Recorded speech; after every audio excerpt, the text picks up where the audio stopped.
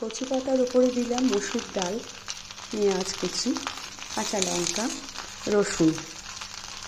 এরপর দিয়ে দিলাম স্বাদ মতো লবণ এবং হলুদ। এরপর কচি পাতা দিয়ে ঢাকা দিয়ে দিলাম।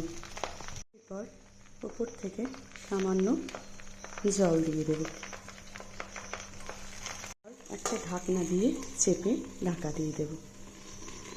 এবার দেখা যাক, ঢাকনা খুলে ডাল মোটামুটি সিদ্ধ হয়ে গেছে। আর ভালো করে ম্যাশ করে নিতে হবে, খুব ভালোভাবে ম্যাশ করে নেবেন। দেখুন, এটিকে আলাদা করে সরিয়ে রাখলাম। এরপরে কি করছি আপনাদেরকে দেখাচ্ছি। কড়াইটা ভালোভাবে গরম হয়ে গেলে তার মধ্যে দিয়ে দেবো সর্ষের তেল অল্প, কয়েক কোয়া রসুন দিয়ে দিলাম,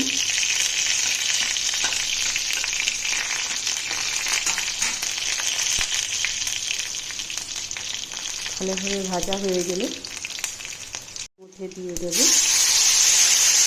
এটা।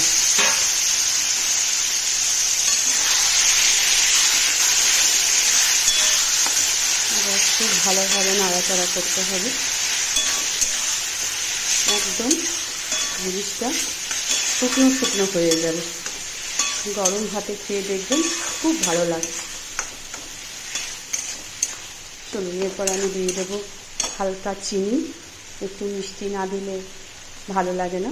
দিয়ে দিলাম সামান্য চিনি। হয়ে গেছে, আমার তো খুবই ভালো লেগেছে। আপনারাও করে দেখবেন এবং কমেন্ট করে বলবেন কেমন লাগলো। গরম গরম ভাতের সাথে এটি খাবেন। ধন্যবাদ। এটাকে আমি নাম দিয়েছি কচি পাতা দিয়ে মসুর ডালের ভর্তা।